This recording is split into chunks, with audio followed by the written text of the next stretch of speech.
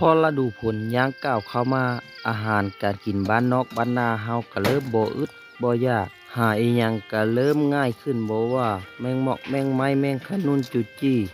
พอฝนตกลงมา2-3เทื่อยอดไม้ก็เริ่มป่งใบแมงขนอกขนุน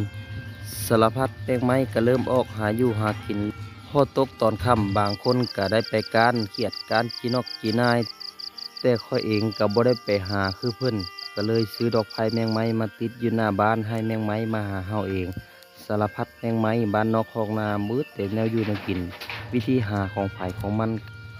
แต่ปู่ย่าตายายส่วนหลายเขาจะไปหาแมงไม้แต่ปัจจุบันให้แมงไม้มาหาได้อาหารการกินบ้านนอกบ้านนาก็ขึ้นกับผู้มักถ้าคนอยู่ในเมืองก็อาจจะบ่มักบ่ชอบเรื่องแมงมอกแมงไม้นี่แต่สำหรับอยู่บ้านนอกก็เป็นอาหารสุดยอดครับถ้ามีบักสองซาวมาแปะคือสิเป็นการดี มีอาเบ็ดเกาะหูกะสีบ่ออกพุ่นละทอดแมงไม้มื้อนี้ก็เลือกไซส์เลือกหาภรรยาเฮาคือเก่าน้องรัดสาวลาวเพิ่นสิมาทอดแมงไม้ให้บ่าวสมจิตกินยินดีต้อนรับบ่าวสมจิตคนบ้านนอกมาแล้วเด้อพี่น้อง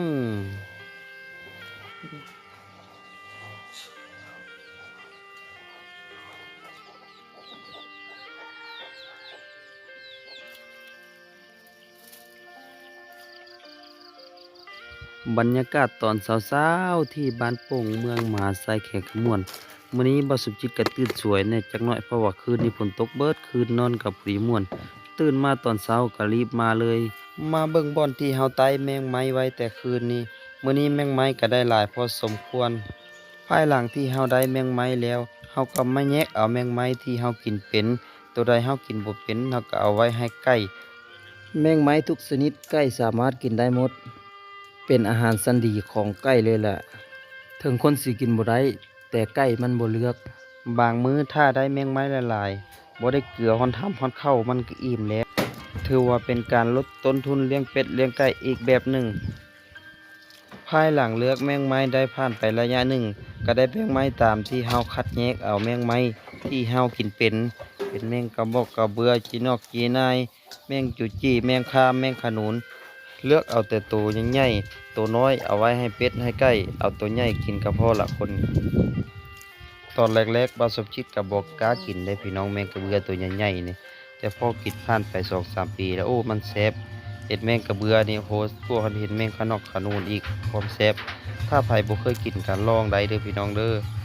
ฝนตกมา2-3 5ย้อนไม้ก็เริ่มป่งใบมื้อนี้เมนูทอดแมงไม้ก็เลยมาเอาใบผักขี้หูดใบผักขี้หูดก็งามงามพี่น้อง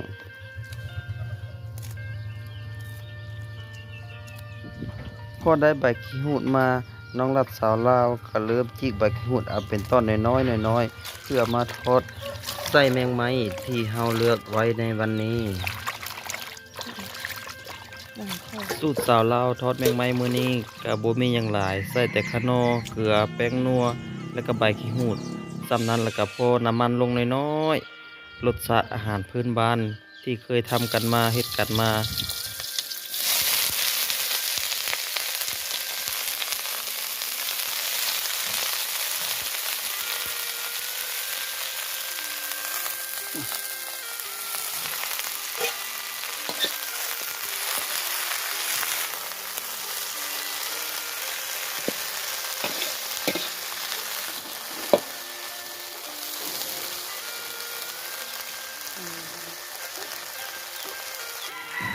พอคั่วผ่านไประยะหนึ่งอาหารก็เริ่มสุกน้องรัดก็เริ่มเอาขนอใส่คลนเพื่อให้มันเข้ากัน เบิ่งทรงทอดแมงไม้มื้อนี้คือสิแซ่บคักเหลือกอ้อยห้อยสำหรับลูกชายแม่นยังทันตื่นตอนนี้ก็8 โมงปลายแล้วพ่อกับแม่ก็ตื่นแต่เช้าพากันปิดแมงไม้เพื่อเอามาทอดลูกชายตื่นมาบ่อยากข้าวกินแมงไม้นี่แหละกับข้าวตอนเช้ามักแต่แท้ได้บ่าวโทดีหลังจากขนอใส่ก็มีเกลือแป้งนัวก็ใส่เพิ่มเพื่อให้เข้มข้นกับรสชาติส่วนน้ำมันก็ใส่เทละน้อยก็บ่ใส่หลายปานใดพี่น้อง โอ้ยสุดยอดเลยพี่น้องเด้อมากินน้ำกันเด้อ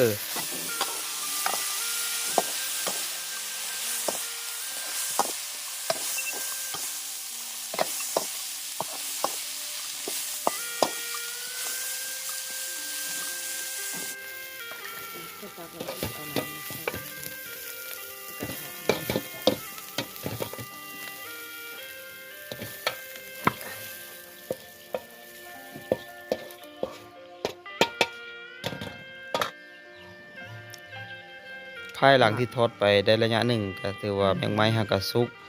น้องรัดก็เป็นคนซิมเป็นคนแรกมาเบิ่งไข่แมงอันกระเบือพี่น้องตอนมันยังดิบก็บ่เป็นตากินเด้อพี่น้องเด้อพอมันสุกมาแบบนี้โอ้ยสุดยอดเด้อพี่น้องมาเด้อกินข้าวนำกันบัดนี้มื้อเช้าก็บ่สิบ่มีหยังหลายละกินข้าวกับแมงไม้นี่แหละนี่แหละอาหารการกินอยู่บ้านนอกบ้านนา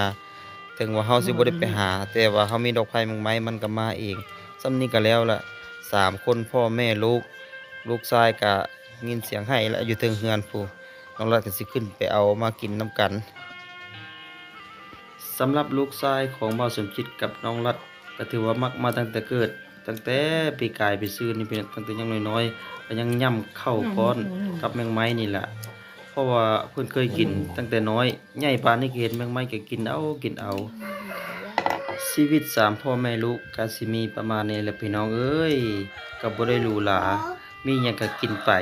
มีปลาก็กินปลา มีปูก็กินปู มีแมงไม้ก็กินแมงไม้บอกนอนสอนง่ายลูกชายก็กินตามที่เฮาเคยพากินหยังเขาก็กินเฮากินได้เขาก็กินได้อาหารกินมื้อนี้ก็มีปลาเป็นต้มปลาข้อหรือว่าปลาซ่อนกับทอดแมงไม้ลูกชายก็กินเอาพี่น้องนี่แหละชีวิตบ้านนอกบ้านนาหลังสู่พระหน้าสู่ดินมีหยังก็กินไปกินเพื่ออยู่บ่ได้อยู่เพื่อกิน มื้อใดเฮาได้เงินเฮาจะกินของแซ่บมื้อนี้กินอาหารแบบนี้ไปก่อน